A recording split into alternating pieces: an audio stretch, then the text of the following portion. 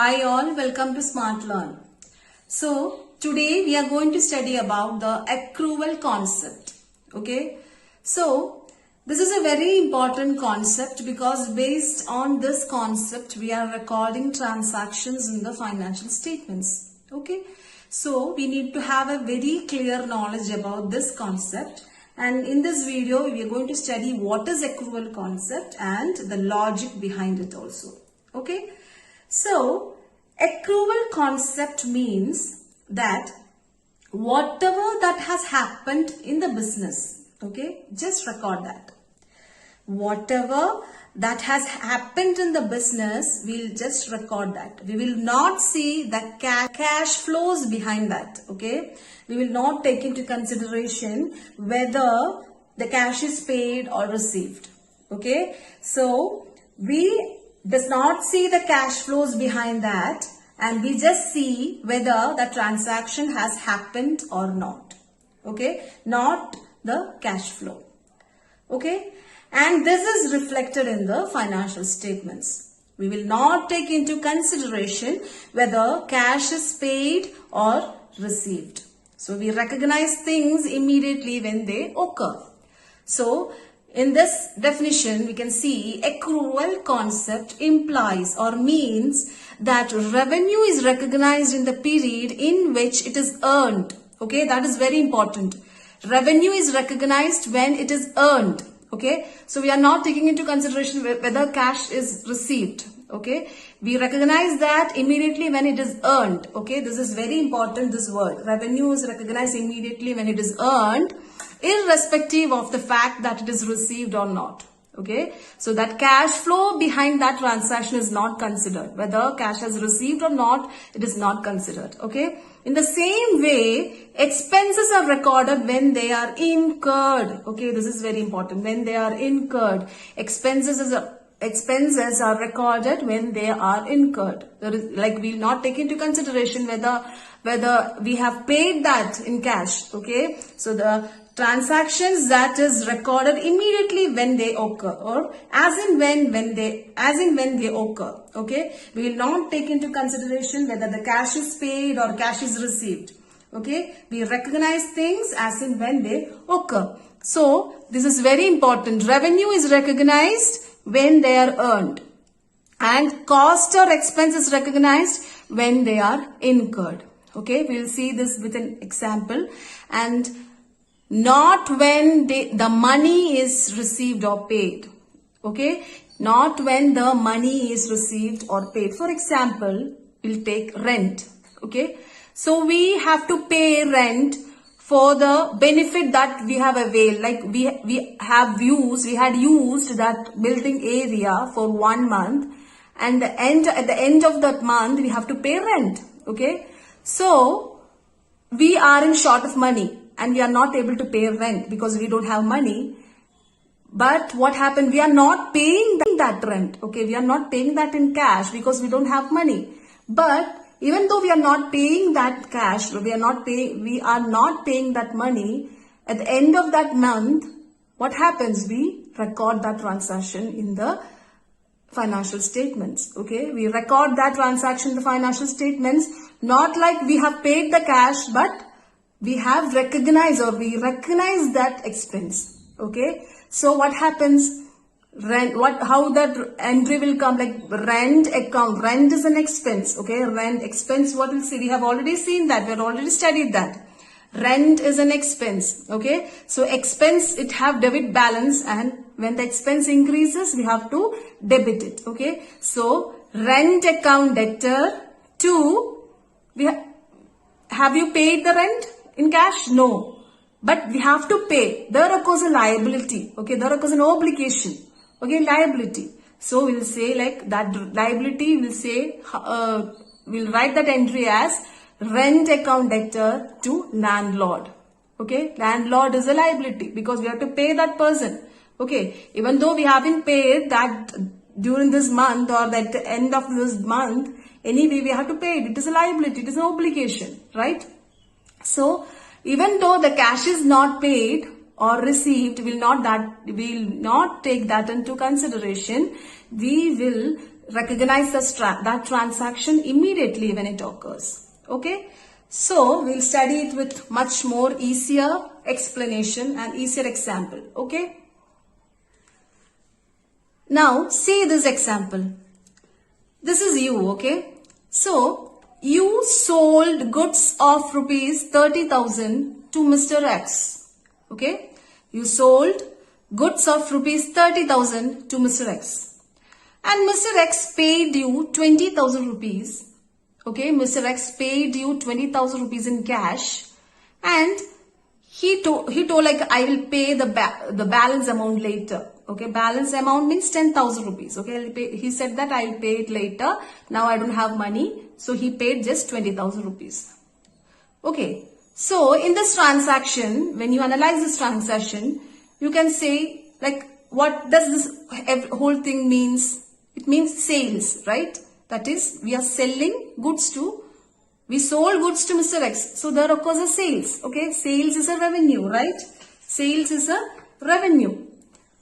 Okay, so revenue is having credit balance. So there occurs a sales means we have to, that sales have increased, so we have to credit it. Okay. Now, what happens? Does Mr. X paid the full 30,000 rupees to you?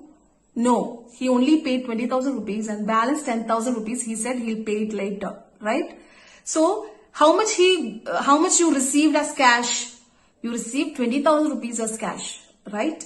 And balance 10,000 rupees. This person told you like, I'll pay it later. So who is this person to you? He's the debtor. Okay, he's the debtor. This person owes money to you. Okay, he's a debtor. Debtor means he's an asset. Okay, anyway he is going to pay, right? Now he's not paying. That means what? He'll pay it later. So he's our asset. Okay, so this cash, you got cash as an asset and you got a debtor as an asset. Mr. X is a debtor. Okay, he's also there. And what this whole transaction means, it is sales. Okay, so how will the entry comes? You have to look into this. So cash, you got cash. Okay, you got cash. So cash is an asset. Asset is having debit balance. So you got cash means your cash increased. So what we'll do? Cash, we debit cash. Okay, so that entry will be cash account debtor. And what else happened? You got one more asset, right? You got one more asset. You got cash and you got one more asset. This person, he's a debtor. Okay, so you can write debtor. I'm writing just for your understanding. I'm writing debtor X. Okay, account debtor. 2. What is this whole transaction? Sales.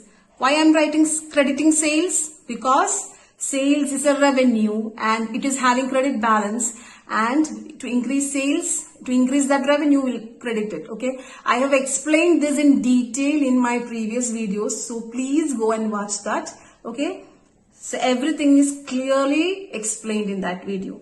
Okay, so this is the entry. And in sales, how much amount you will write? In credit side, how much amount you will write? You will write 30,000 rupees. Okay, because 30,000 rupees goods have sold to Mr. X. Okay, then how much amount you got as cash? You received as cash? 20,000. You write 20,000 here. And how much amount Mr. X owed to you? 10,000. Okay, so when you check this, debit and credit is equal. Okay, so even though this 10,000 rupees is not received, but we'll record that. Okay, we not take into consideration whether the full amount is received or not. We record the transaction immediately. This happens. Okay, this happens only you receive only 20,000 rupees as cash. Okay, you haven't received this 10,000, and he said that he'll pay it later. Even though this cash is not received, the full amount is not received, we write the transaction, or we record the transaction in like this. Okay, we write the journal entry like this. Okay, this is accrual concept. Here, when you look, what happens? We recognize the transaction when it happened. Okay, we recognize the transaction as in when happened. Even though 10,000 rupees is not received, we recorded that. Okay, understood. Now, we look into this example. Here, You purchased goods of rupees 10,000, okay, from Mr. Y. Mr. Y is a supplier. You purchased 10,000 worth goods from Mr. Y. And you don't have any money because you are in short of money. And what happened? You told Mr. Y that I don't have money right now, but I'll give you, I'll pay it. Okay, later. Okay, you specify, or you told one date. Okay, you said one date. I'll pay in this date, the full amount I'll pay. Okay, so Mr. Y agreed and he gave you the goods. Okay, so you purchased goods of rupees 10,000 and Mr. Y, from Mr. Y, he's a supplier, and you didn't pay a single amount. You told like I'll pay it later. Okay, here what is this full transaction? It is purchase, right? You purchased goods. Okay, so purchase is what? Purchase is an expense. Okay, so we have to debit that. Okay, purchase is an expense. So what we have to do? We have to debit that. Okay, so we'll write like purchase account debtor. Then what is this purchase account debtor? Have you paid any amount to him? No. So who is he? Who is he to you? He is the creditor. Here, you are selling money, you are selling goods to him and he owes money to you. So he is a debtor, he is an asset.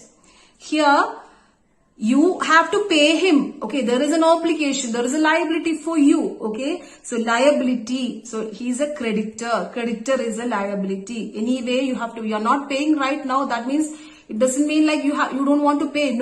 No, you have to pay it later. Okay, so that is a liability, and when the liability, what happens? Liability, we credit it. Okay, so Mr. Y. Okay, he is the creditor, and the full amount, because we are not paying anything in cash, so the full amount we write. Okay, purchase account debtor 10,000 to Mr. Y 10,000.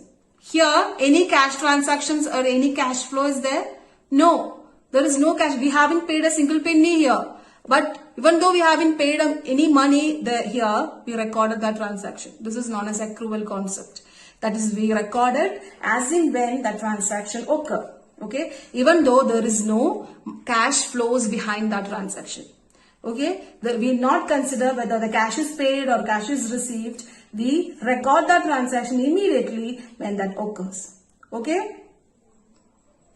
Now we'll see this example. Okay, listen. On 1st January, we sold goods to Mr. X on credit. Credit means what? On credit, we haven't received any cash. Okay.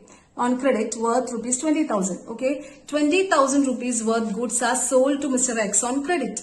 Okay. So Mr. X, sometimes Mr. X is who is Mr. X? He is a debtor because he should pay us later, but now he is not paying. Okay. But he should pay us. He is an asset of it. Okay. He is our asset. So he is a debtor. He is known as debtor and he is an asset. Okay. Debtor is an asset. Okay. And creditor is an liability. You have to note this. Okay. You have to understand this. Debtor is an asset and creditor is a liability. Okay. So here we sold goods. Sold means in sales, every credit sales, there comes the debtor. Okay. Every credit purchase, there comes the creditor. Okay. So here it is sales. We sold goods to Mr. X on credit worth rupees 20,000. Okay. So what will the entry comes? Okay. What is this full transaction? It is sales. Okay. So we know sales is a revenue and we have to credit this sales. Okay. It is a revenue. Okay. Now, but have you got any money from Mr. X? No. He will give you, but now at this time, no, he haven't paid anything. Okay. So what happens? So he is an asset. Okay. So he is a debtor and he is an asset. And what we'll do, asset, we'll debit it. Okay. So we'll write like this. Mr. X account debtor to sales 20,000. Okay. This is the entry. On 1st January, what happens? We sold goods on credit to Mr. X worth rupees 20,000. He doesn't paid anything. Okay. That is, this transaction or this sales is a credit sale. And here X becomes our debtor. He's an asset. So we'll write the transaction. Since he's an asset, we'll debit him asset account debtor account debtor to This is a sales. Sales is a revenue, so we'll credit it. Okay. This is a transaction on 1st January. Okay. So we are recording this because of accrual concept. Here any cash is involved here? Any cash flows here? No, no cash flows here. But we are recording this transaction as in when the transaction occurs. Okay. And on 20th January, Mr. X paid you 20,000 rupees. So 1st January, he bought this goods. Okay. On 20th January, he paid you 20,000 rupees. So what will be the entry? Since this is a asset, okay, we have this X is asset, okay, so X, we have to close this X account. So to close this X account, since he has paid you the full amount, there is no account for it, okay, because he had paid this full amount. So in order to close him, in order to close a debit entry, you have to credit it, okay, with the same amount. So the entry will be since this is debited, you have to credit it to X account 20,000. And what will you debit? You received cash, right? So cash account debtor to 20. The entry will be cash account debtor to X account. This account is now cancelled. Okay. So here there is no cash flows. Here there is no cash flows involved. This sale was a credit sale, and here X promised that he'll give that money later. He'll pay that money later. So even though that cash is not, even though any cash flow is not happened, we recorded that transaction. Okay, and on 20th January, what happened? We received cash 20,000 rupees from X. So this X account is cancelled. That is the debit. We have debited here. So to cancel, you have to credit it. Okay. So it is cancelled. And what did you receive? You received cash. So cash account debtor 20,000 to X account 20,000. So this account is cancelled and you received cash. Understood? So here, why have you recorded this? Because since this is not having, there is no cash flows involved in it. But even though there is no cash flows involved, you record that transaction. That is the meaning of accrual concept. Okay. So there is another concept that is known as like cash basis.